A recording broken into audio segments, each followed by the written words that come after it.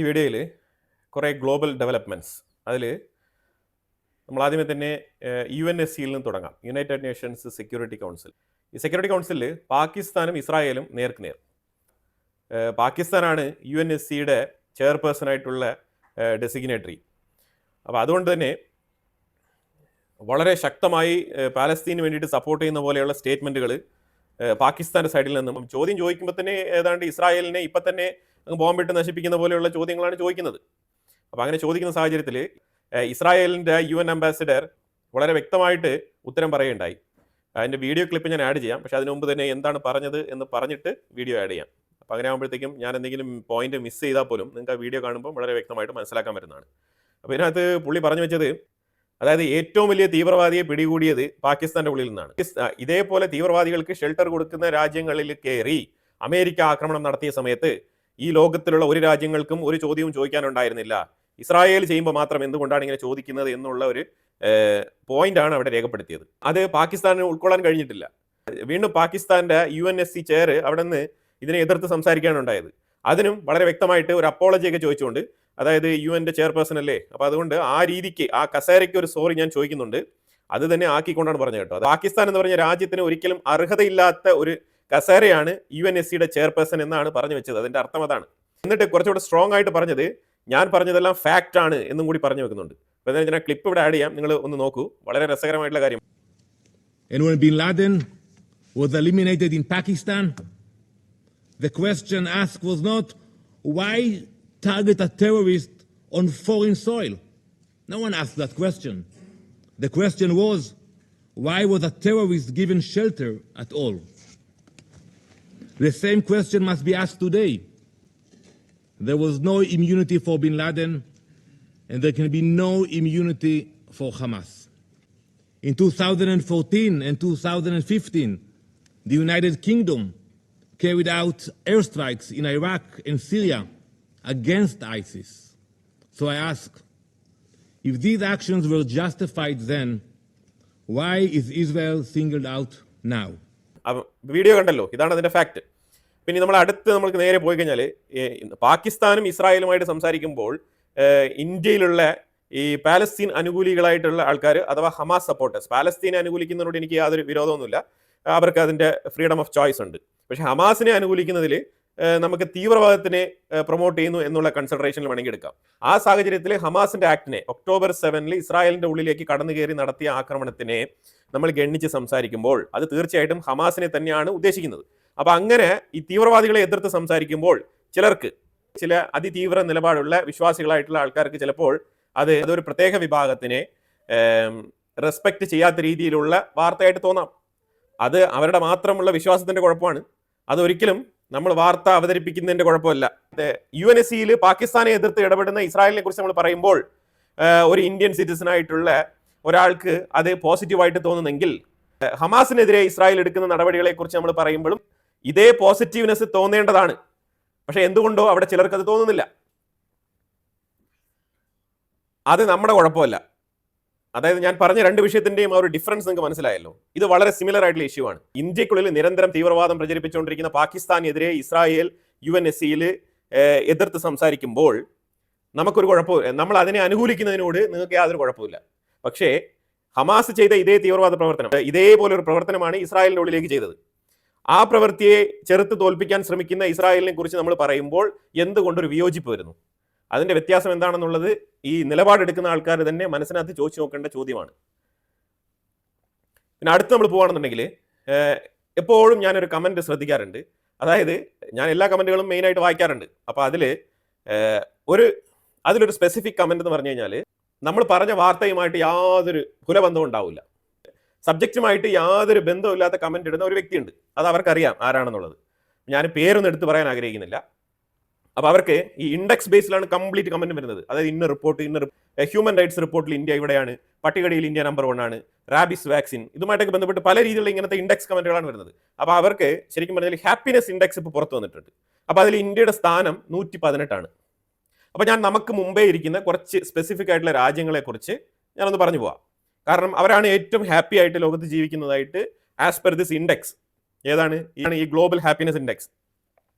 അതായത് ബേസിക്. ചില ആൾക്കാർ ഈ റെക്കോർഡിക്കലി ഉള്ളത് മാത്രമേ വായിക്കൂ, അത് മാത്രമാണ് ശരി എന്ന് വിശ്വസിക്കുന്ന ചില ആൾക്കാരുണ്ട്. അവരെ നമുക്കൊന്നും ചെയ്യാൻ കഴിയില്ല.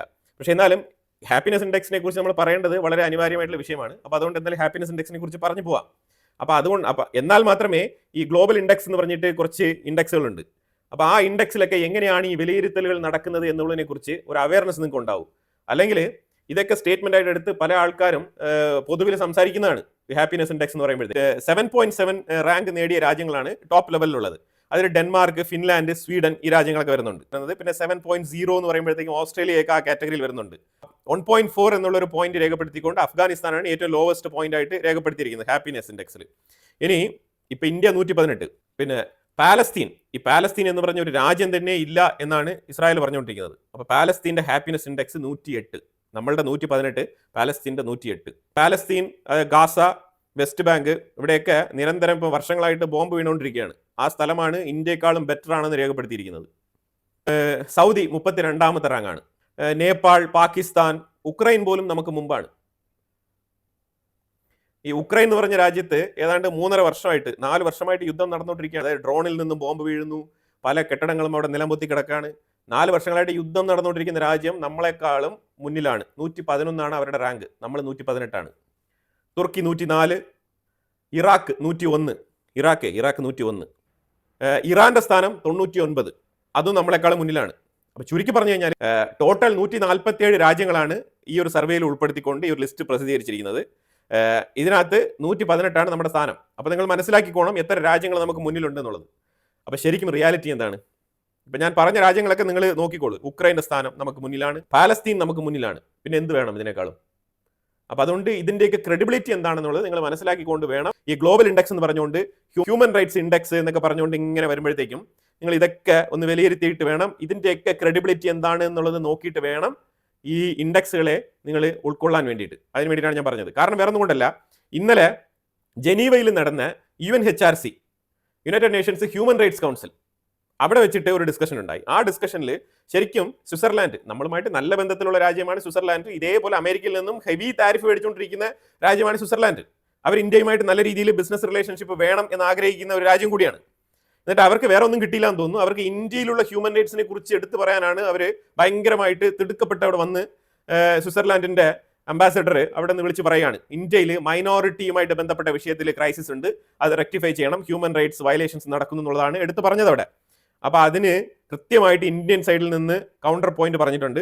വളരെ വ്യക്തമായിട്ട് ഇന്ത്യ പറഞ്ഞത്, സ്വിറ്റ്സർലാൻഡിന്റെ ഉള്ളിലുള്ള പ്രശ്നങ്ങൾ ആദ്യം പരിഹരിക്കുക, അവിടെ ഒരുപാട് റാഡിക്കൽ പ്രശ്നങ്ങളുണ്ട്, അതൊക്കെ ആദ്യം നിങ്ങൾ റെക്ടിഫൈ ചെയ്തിട്ട് വേണം ഇന്ത്യയിലേക്ക് പോയിന്റ് ഔട്ട് ചെയ്യാൻ. ഇന്ത്യ എന്ന് പറഞ്ഞത് സ്വിറ്റ്സർലാൻഡിനെ പോലെ ഒരു കമ്മ്യൂണിറ്റി അങ്ങനത്തെ ജീവിക്കുന്ന ആൾക്കാരല്ല. ഇന്ത്യ വളരെയധികം ഡൈവേഴ്സിഫൈ ചെയ്ത് കിടക്കുന്ന വിവിധ തരത്തിലുള്ള കൾച്ചർ ഫോളോ ചെയ്യുന്ന ആൾക്കാർ ജീവിക്കുന്ന ഒരു സ്ഥലമാണ്. ഇൻഫാക്ട് നിങ്ങൾക്ക് ഒരു സ്റ്റേറ്റ് തന്നെ ഒരു രാജ്യമായിട്ട് കൺസിഡർ ചെയ്യാം. ആ രീതിയിലുള്ള ഒരു രാജ്യത്തിനെ കുറിച്ച് ക്രിട്ടിസൈസ് ചെയ്യുമ്പോഴത്തേക്കും കുറച്ചെങ്കിലും പഠിച്ചിട്ട് അതിനെക്കുറിച്ച് അറിഞ്ഞു വെച്ചിട്ട് ക്രിട്ടിസൈസ് ചെയ്യാൻ വരണം. അതായത് നാനാജാതിയിലും മതത്തിലുംപ്പെട്ട ആൾക്കാർ ഒരുമിച്ച് ജീവിക്കുന്ന ഇന്ത്യയിൽ നിന്ന് വേണമെങ്കിൽ നിങ്ങൾക്ക് ഞാൻ ഹ്യൂമൻ റൈറ്റ്സിനെ കുറിച്ച് അങ്ങോട്ടൊരു ക്ലാസ് തരാം എന്നാണ് പറഞ്ഞത്. മാസായിട്ടുള്ള മറുപടിയാണ്. India, we call on the government to take effective measures to protect minorities and uphold the rights to the freedom of expression and the freedom of the media. All the more important for Switzerland to avoid wasting the Council's time with narratives that are blatantly false and do not do justice to the reality of India. It should focus on its own challenges such as racism, systematic discrimination and xenophobia. India remains ready to help Switzerland address these concerns. ഇങ്ങനത്തെ യുവാക്കളെയാണ് നമ്മൾ ഇങ്ങനെ കയറ്റിവിടേണ്ടത്. UNSCയിലല്ല, നമ്മൾ United നേഷൻസിലല്ല, general assembly ആയാലും പോയിരുന്ന് ഇതേപോലെ നമുക്ക് ഉരുളയ്ക്ക് ഉപ്പേരി പോലെ മറുപടി കൊടുക്കണം. അല്ല വെറുതെ ഇറന്ന് വാങ്ങിയിട്ട് വരേണ്ട ആവശ്യമില്ല. അപ്പോൾ അതുപോലെ ഇന്ത്യ ക്ലിയർ ആയിട്ടുള്ള മറുപടി തന്നെയാണ് കൊടുത്തിരിക്കുന്നത്. ഇപ്പം ഞാനിപ്പോൾ ഈ ഗ്ലോബൽ ഹാപ്പിനെസ് ഇൻഡെക്സ് എടുത്ത് പറഞ്ഞല്ലോ, അതിന്റെ കാരണം തന്നെ ഇതാണ്. കാരണം ഇവന്മാർ തന്നെ കുക്ഡപ്പ് ചെയ്ത് ഇവർക്ക് വേണ്ട രീതിയിൽ അനുകൂലമായിട്ട് ഇവർ കുറേ റിപ്പോർട്ടുകൾ തയ്യാറാക്കും. എന്നിട്ട് ആ റിപ്പോർട്ടുകളുടെ ബേസിസിൽ പല പല കാറ്റഗറിയിൽ നമ്മളെ പെടുത്തും. ഇവരാരാണ് നമ്മളുടെ ഹാപ്പിനെസ് അളക്കാൻ? ഇവർക്ക് എന്ത് അധികാരമാണുള്ളത് നമ്മളുടെ ഹാപ്പിനെസ് അളക്കാൻ? അമേരിക്കയിൽ ചാർലി ക്രിക്ക് എന്ന് പറഞ്ഞ ആ ഒരു വ്യക്തിയെ കൊലപ്പെടുത്തിയ ടൈലർ റോബിൻസൺ എന്ന് പറഞ്ഞ വ്യക്തിയാണ് അറസ്റ്റ് ചെയ്തിരിക്കുന്നത്. ഇതുവരെ ഉരുത്തിരിഞ്ഞു വന്ന ആ കോൺസ്പിറസിക്ക് എല്ലാം തന്നെ ഇപ്പോൾ ഒരു അറുതി ഉണ്ടായിരിക്കുകയാണ്. അതിന് കാരണം വേറെ ഒന്നുമില്ല, ഈ ടൈലർ റോബിൻസൺ 22 വയസ്സുകാരനാണ്. ഇവന്റെ പാരന്റ്സ് തന്നെയാണ് ഐഡന്റിഫൈ ചെയ്ത് കൊടുത്തത് ഈ വ്യക്തിയാണ് ഇത് ചെയ്തത് എന്നുള്ളത്. അവന്റെ ഫോട്ടോ പബ്ലിഷ് ആയതിനെ തുടർന്ന് പാരന്റ്സ് ഐഡന്റിഫൈ ചെയ്താണ് ഇയാളെ അറസ്റ്റ് ചെയ്യാൻ സഹായിച്ചത്. എന്നിട്ട് ഇപ്പോൾ സംഭവിച്ചിരിക്കുന്നതെന്ന് പറഞ്ഞാൽ ഈ 22 വയസ്സുകാരൻ എന്തിനാണ് ഈ പ്രവൃത്തി ചെയ്തത് എന്ന് ചോദിച്ചപ്പോൾ പുള്ളി പറഞ്ഞു വെച്ചത്, കോളേജിൽ പോയ സമയത്താണ് പുള്ളിക്ക് ഒരു ഇൻസ്പിറേഷൻ കിട്ടിയത്. അത് എന്ത് രീതിയിൽ ആരാണ് ഇൻഫ്ലുവൻസ് ചെയ്തത് എന്നതിനെ കുറിച്ചൊന്നും യാതൊരു പിടുത്തമില്ല. പിന്നെ ഈ ചാർലി ക്രിക്ക് എന്ന് പറഞ്ഞ വ്യക്തി ഒരു ഫാസിസ്റ്റ് ആണ്. അപ്പോൾ ആ ഫാസിസ്റ്റ് എന്ന നിലയിലാണ് ഞാൻ അയാളെ വെടിവെച്ചത് എന്നാണ് സ്റ്റേറ്റ്മെന്റ് കൊടുത്തിരിക്കുന്നത്. അപ്പോൾ എന്ത് തരം ഫാസിസ്റ്റ് ആണെന്ന് പറഞ്ഞു കഴിഞ്ഞാൽ America is only for Americans, ആ സ്റ്റേറ്റ്മെന്റ് ആണ് ഈ ടൈലർ റോബിൻസനെ ഈ പ്രവൃത്തി ചെയ്യാൻ പ്രേരിപ്പിച്ചത് എന്നാണ് സ്റ്റേറ്റ്മെന്റ്. അതായത് ശരിക്കും പറഞ്ഞാൽ ട്രംപിന്റെ പോളിസിക്ക് എതിരെ പ്രതികരിച്ചിരിക്കുകയാണ്. അതാണ് സംഭവിച്ചിരിക്കുന്നത്. ഇവൻ ഈ 22 വയസ്സിൽ എങ്ങനെയാണ് ഷാർപ്പായിട്ട് എയിം ചെയ്യാൻ ഇവന് സാധിച്ചത് എന്ന് ചോദിച്ചു കഴിഞ്ഞാൽ, കാരണം ഇവനൊരു ക്ലിയർ ഡിസ്റ്റൻസ്, ഒരു ബിൽഡിങ്ങിന്റെ മേളിൽ നിന്നാണ് ഈ ഒരു കൃത്യം നടത്തിയിരിക്കുന്നത്. അപ്പോൾ ഈ ഡിസ്റ്റൻസിൽ എങ്ങനെ ഇവന് സാധിച്ചു എന്ന് പറഞ്ഞാൽ ഇവന്റെ പാരന്റ്സ് ചെറുപ്പം തൊട്ടേ ഇവനെ ഈ ഒരു മേഖലയിൽ പരിശീലനം കൊടുത്തിട്ടുണ്ടെന്നുള്ളതാണ് മനസ്സിലാക്കാൻ പറ്റുന്നത്. അപ്പോൾ എന്തായാലും ആ പരിശീലനം അവസാനം ഇങ്ങനെ ഒരു ദുരന്തത്തിലേക്ക് അവസാനിച്ചിരിക്കുകയാണ്. അപ്പോൾ എന്തായാലും കസ്റ്റഡിയിൽ എടുത്തിട്ടുണ്ട്. നമ്മൾ അടുത്ത് മിഡിൽ ഈസ്റ്റിലേക്ക് വന്നു കഴിഞ്ഞാൽ മിഡിൽ ഈസ്റ്റ് കോൺഫ്ലിക്റ്റ് ശരിക്കും പറഞ്ഞാൽ ഖത്തറിന് ഒന്നും ചെയ്യാൻ പറ്റാത്ത അവസ്ഥയിലേക്ക് എത്തിപ്പെട്ടിരിക്കുകയാണ്. ഇപ്പോൾ വേറെ ഒന്നുമില്ല, ട്രംപ് നെതന്യാഹുവിനെ 2 വട്ടം വിളിച്ച്, അതായത് ഈ ഒരു കൃത്യം നടന്നതിന് ശേഷം ആദ്യം വിളിച്ച് ഭയങ്കരമായിട്ട് ദേഷ്യപ്പെട്ടു, ഇതെന്തുകൊണ്ടാണ് ഇങ്ങനെ ചെയ്തത് എന്നുള്ള രീതിയിൽ ആ രീതിയിൽ അങ്ങ് തീർന്ന്. എന്തായാലും നമ്മളത് നടത്തി, ഇനിയിപ്പോൾ ഒന്നും ചെയ്യാനില്ല എന്നുള്ള നിലയിൽ നെതന്യാഹു കോളം കട്ട് ചെയ്ത്, വളരെ ഷോർട്ട് കോൾ ആയിരുന്നു എന്നാണ് പറഞ്ഞത്. രണ്ടാമത്തെ കോള് അത് കഴിഞ്ഞിട്ട് കുറച്ച് കഴിയുമ്പോൾ വീണ്ടും വിളിച്ചിട്ട് ചോദിച്ചത്, ശരി നീ ഓപ്പറേഷൻ നടത്തി, നിനക്ക് എന്തെങ്കിലും ഗുണമുണ്ടായോ എന്നാണ് ചോദിച്ചത്. അപ്പോൾ നെതന്യാഹു പറഞ്ഞത് ഐ എം നോട്ട് ഷുവർ, എനിക്കറിയത്തില്ല, ഓപ്പറേഷൻ നടത്തിയിട്ടുണ്ട്, ഖത്തർ ഒന്ന് ക്ലാരിഫൈ ചെയ്യണം എന്നാൽ മാത്രമേ മനസ്സിലാക്കാൻ പറ്റൂ. ഖത്തർ ആണെങ്കിൽ ലോ ലെവൽ ഹമാസ് മെമ്പേഴ്സ് ഒരേ ഒരു ലീഡർ മാത്രമേ പോയിട്ടുള്ളൂ എന്നുള്ള രീതിയിലുള്ള സ്റ്റേറ്റ്മെന്റുകളാണ് കൊടുത്തുകൊണ്ടിരിക്കുന്നത്. ഈ ലോ ലെവൽ ഹമാസ് മെമ്പേഴ്സിന്റെ പേര് പറയാൻ ഇതുവരെ ഖത്തർ തയ്യാറല്ല. അതെന്തിനാണെന്ന് നമുക്ക് മനസ്സിലാവുന്നില്ല. ഇതിലിപ്പം ആകെ കൂടെ പറയുന്നത് ഖലീൽ ഹയ്യയെ കുറിച്ചും ഇതുവരെ കൃത്യമായിട്ടുള്ള കൺഫേംഡ് സ്റ്റേറ്റ്മെന്റ് ഒന്നും എവിടെയും വരുന്നില്ല. ഒരു ഉന്നത ലീഡർ കൊല്ലപ്പെട്ടിട്ടുണ്ട് എന്നാണ് പറയുന്നത്, ബാക്കിയെല്ലാം തന്നെ ലോ ലെവൽ ഹമാസ് മെമ്പേഴ്സ് എന്നാണ് പറയുന്നത്, ഒരു സെക്യൂരിറ്റി ഉദ്യോഗസ്ഥൻ എന്ന് പറയുന്നുണ്ട്. പക്ഷേ ഇതിനകത്ത് എവിടെയോ യാഥാർത്ഥ്യം ഒളിഞ്ഞു കിടപ്പുണ്ട്. അതെന്തായാലും കുറച്ച് ദിവസങ്ങൾ കഴിഞ്ഞ് മാത്രമേ പുറത്തു വരുള്ളൂ. കാരണം ഇപ്പം ശരിക്കും ഈ ഒരു കോൺഫ്ലിക്റ്റ് ഉണ്ടാവാതെ മിഡിൽ ഈസ്റ്റിൽ അമേരിക്കയുടെ ഇടപെടലോടുകൂടി അമേരിക്ക ഖത്തറിന് പല വിഷയങ്ങളും അഷുറൻസ് കൊടുക്കുന്നുണ്ട്. അതിന് ഇന്നലെ രാത്രി ഖത്തറിന്റെ prime minister Al Thani, Steve Witkoff, അതുപോലെ പ്രസിഡന്റ് ട്രംപ് 3 പേരും കൂടി ഒരു ഡിന്നർ മീറ്റിംഗ് നടത്തുകയാണ്. ഈ ഡിന്നർ മീറ്റിംഗ് എന്തിനാണെന്ന് പറഞ്ഞാൽ ഖത്തറിനെ സെറ്റിൽ ചെയ്യാൻ വേണ്ടിയിട്ടാണ്. ശരിക്കും അറബ് ലീഗ് മീറ്റിംഗുമായിട്ട് ബന്ധപ്പെട്ട് ഇറാൻ എങ്ങനെയെങ്കിലും ഈ വിഷയം ഒന്ന് കുത്തിപ്പൊക്കി വലിയ രീതിയിൽ എസ്കലേറ്റ് ചെയ്യിപ്പിക്കണം എന്ന് ആഗ്രഹിക്കുന്നുണ്ട്. അപ്പോൾ അതിന് ഖത്തറിന് പൂർണ്ണ പിന്തുണ നൽകിക്കൊണ്ട് ഇറാൻ ഭയങ്കരമായിട്ടുള്ള സ്റ്റേറ്റ്മെന്റ് ഒക്കെ കൊടുത്തിട്ടുണ്ട്. പക്ഷേ അറബ് രാജ്യങ്ങൾ ഒന്നും തന്നെ ഇറാന്റെ ചേരിയിലേക്ക് പോകാൻ തയ്യാറല്ല. തീർച്ചയായിട്ടും അത് തയ്യാറാവില്ല. കാരണം അവർ ഷിയാക്കളും ഇവർ സുന്നികളുമാണ്. അപ്പോൾ അത് നടക്കില്ല. അപ്പോൾ എന്തായാലും ഖത്തർ തീർച്ചയായിട്ടും അമേരിക്കൻ സൈഡിലേക്ക് പോയിരിക്കുകയാണ്. അപ്പം ഇസ്രായേലിനെ ഒന്ന് ജസ്റ്റ് ഷൗട്ട് ചെയ്ത് മാറ്റി നിർത്തിക്കൊണ്ട് ഇപ്പം നിലവിൽ ഖത്തറാണല്ലോ അഫക്റ്റഡ് പേഴ്സൺ. അപ്പോൾ അഫക്റ്റഡ് പേഴ്സൺ എന്നുള്ള നിലയിൽ ഖത്തറിന് ഒരു പ്രയോറിറ്റി ഒക്കെ കൊടുത്ത് ഒന്ന് സോപ്പിട്ട് ഈ പ്രശ്നത്തിനെ ഇങ്ങനെ സോൾവ് ചെയ്യാൻ ശ്രമിച്ചിരിക്കുകയാണ്. അപ്പോൾ ഇതിൽ ഈ ബന്ദിമോചനവുമായിട്ട് ബന്ധപ്പെട്ട് കാര്യങ്ങൾ കുറച്ചുകൂടെ മുന്നോട്ട് നീങ്ങണം. അഥവാ ഈ ഹമാസ് ലീഡേഴ്സ് എല്ലാം ജീവിച്ചിരിക്കുന്നെങ്കിൽ പിന്നെ ഈ ആരൊക്കെയാണ് കൊല്ലപ്പെട്ടത് എന്നുള്ള പൂർണ്ണ വിവരങ്ങൾ പുറത്തുവിടണം. മൂന്നാമത്, ഹമാസുമായിട്ട് ബന്ധപ്പെട്ട ഏതെങ്കിലും ലോ ലെവലോ ഹൈ ലെവലോ എത്ര പേരുണ്ടോ ഹമാസിന്റെ ആൾക്കാർ ഖത്തറിലുണ്ടെങ്കിൽ അവരെല്ലാം അടിച്ച് പുറത്താക്കുക. അതായത് അവരെല്ലാം അടിച്ച് പുറത്താക്കൂ. അതായത് ഇൻഡയറക്റ്റ് ആയിട്ട് പറഞ്ഞു കഴിഞ്ഞാൽ ഖത്തറിനെ വിളിച്ച് സോപ്പിട്ട് റെഡിയാക്കി, ഇതൊന്നും വലിയ പ്രശ്നമല്ല, നീ ഇതൊന്നും വലിയ കുത്തിപ്പൊക്കി വലിയ സംഗതി ആക്കണ്ട. അമേരിക്കയുടെ ഏറ്റവും വലിയ മിഡിൽ ഈസ്റ്റ് ബേസ് അവിടെ ഉണ്ട്. ആ ബേസിന്റെ മുറ്റത്താണ് ഈ ഒരു അറ്റാക്ക് നടന്നത്. എന്നിട്ട് ഞാൻ എന്തെങ്കിലും പറഞ്ഞോ? ഇല്ലല്ലോ. അപ്പോൾ അതുകൊണ്ട് നിങ്ങൾ കുറച്ച് സമാധാനമായിട്ടിരിക്കുക, തീവ്രവാദികളായിട്ട് ഡീൽ ചെയ്യുക എന്നൊക്കെ പറഞ്ഞ് അമേരിക്ക ഇതിനകത്ത് ഇടപെട്ട് ഒരു സമാധാന ചർച്ച നടത്തി റെഡിയാക്കി വെച്ചിരിക്കുകയാണ്. അപ്പോൾ ഇതുകൊണ്ട് സംഭവിച്ചതെന്ന് വെച്ചാൽ അറബ് ലീഗ് നടത്തിയ മീറ്റിംഗ് എല്ലാം തന്നെ ഒന്നുമില്ലാതെ ആയി തീർന്നിരിക്കുകയാണ്. അപ്പോൾ അത് ഒരു സൈഡിൽ ഒഴിഞ്ഞു പോയി. അതായത് ഇസ്രായേൽ നടത്തിയ ആക്രമണം അത്രേ ഉള്ളൂ, 2-3 ദിവസത്തെ ചർച്ച അതോട് തീർന്ന്. ഇനി ഖത്തറിന്റെ മേളിലിരിക്കുന്ന ടാസ്ക് എന്ന് പറഞ്ഞാൽ ഹമാസ് മെമ്പേഴ്സിനെ പിടിച്ച് പുറത്താക്കുക. അതായത് ഇസ്രായേലിന് അവരെ കൈകാര്യം ചെയ്യുന്ന രീതിയിൽ ഇറക്കി കൊടുക്കുക. അതാണ് ഇപ്പോൾ സംഭവിച്ചുകൊണ്ടിരിക്കുന്നത്. പക്ഷേ വാർത്തകളൊക്കെ വരുന്നത് എങ്ങനെയാണ്? വാർത്തകൾ വരുന്നത് ഇസ്രായേലും അമേരിക്കയും തമ്മിൽ എന്തോ ഭയങ്കര പ്രശ്നമാണ്, അതൊന്നും ചരിത്രത്തിൽ സംഭവിക്കാത്ത കാര്യങ്ങളാണ്.